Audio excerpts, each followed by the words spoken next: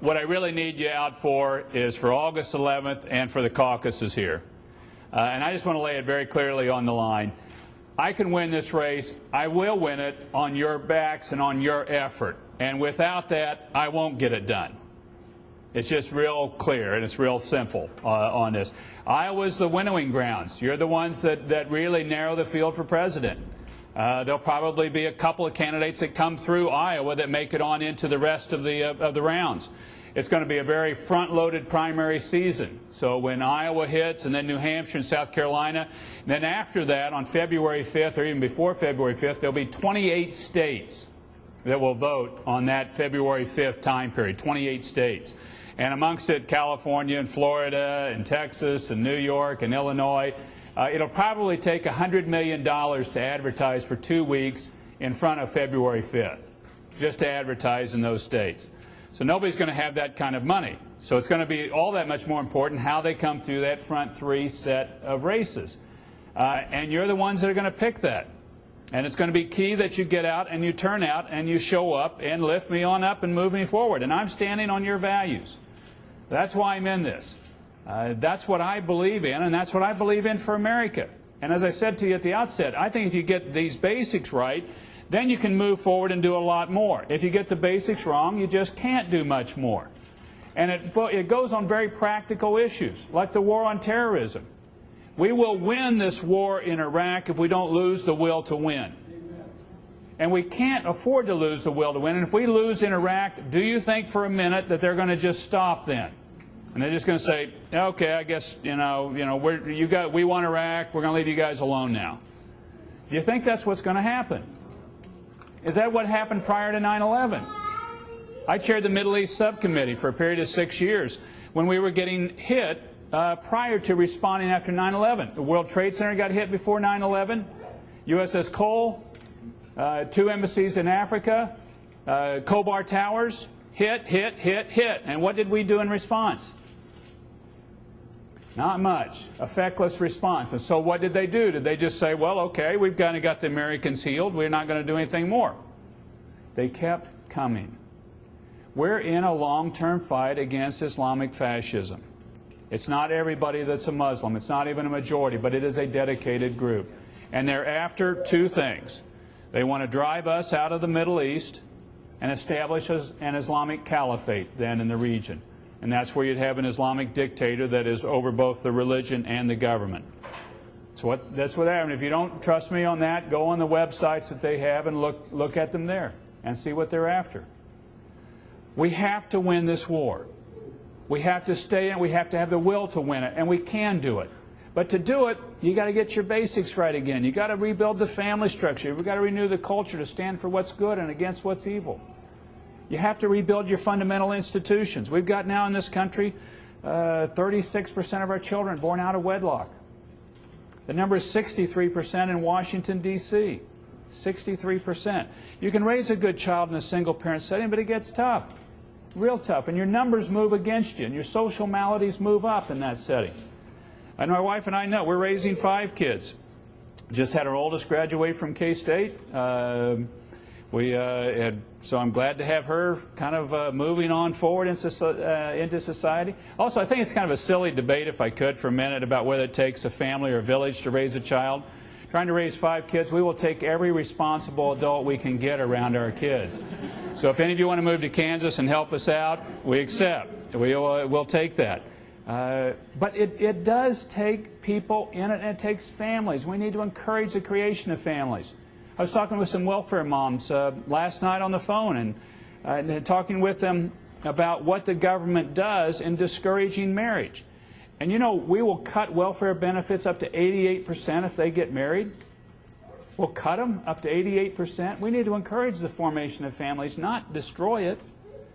And I think we need to put out cultural statistics, just numbers. We put out economic statistics on unemployment rates. We put out economic statistics on inflation rates. I think we need to put them out on cultural data and cultural rates. And the person that put me onto this was Senator Moynihan. Late Senator Moynihan out of New York was a great cultural commentator. But he said one of the key ways you change a society is by figuring out how to measure things in it. And I think we ought to just put out regularly, twice a year, by every state, by nationwide, regular cultural data. Number of children born out of wedlock, divorce rate, teen suicide rate, state by state, cut across the country on a regular basis, and just so we'll have that data. And these are tough issues because they're personal issues. And they start touching us personally real fast. But it's also something I think we need to start talking about, that we've got to get these fundamental institutions rebuilt. It's like in football, rebuilding your line. And if you don't have a very good line, you can't do much in the backfield. And if you've got a good line, you can do more. And it comes back to the basics, as I keep saying. It's the basics. It's what I learned growing up. It's what I want to do as president.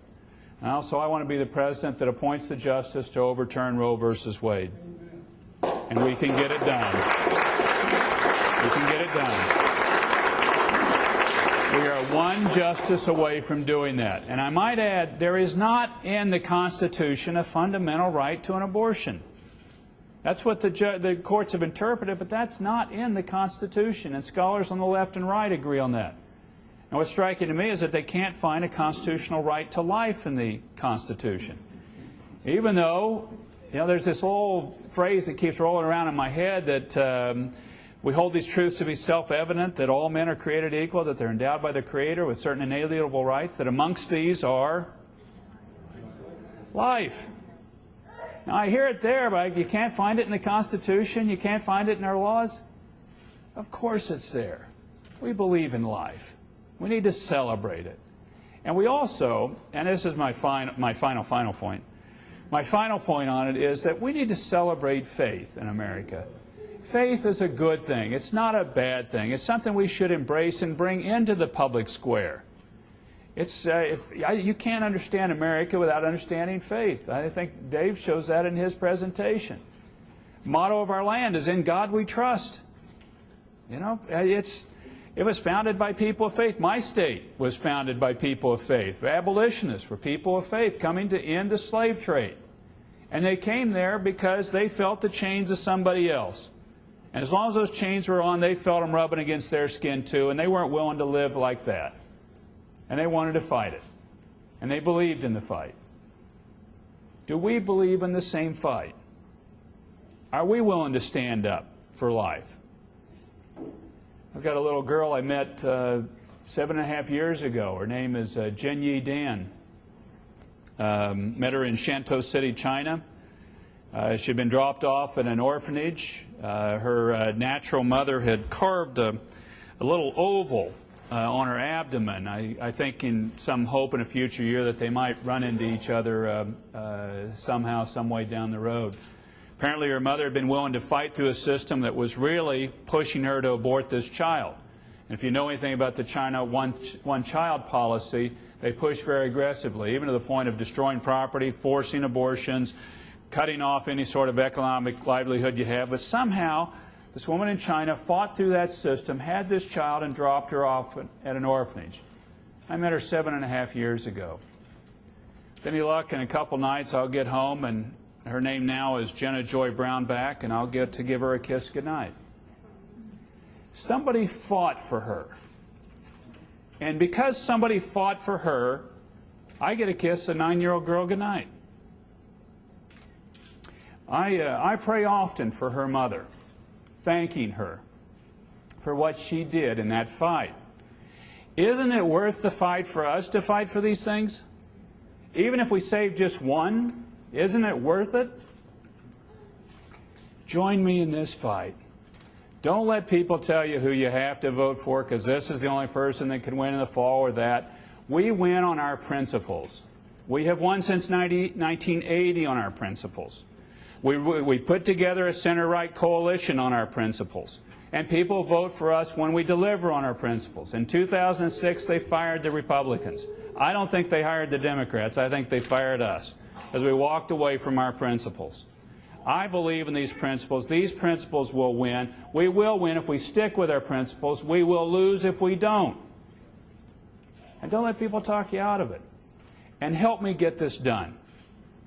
Show up on August 11th for the straw poll, which is here in your town of Ames. I understand it's going to be a great party.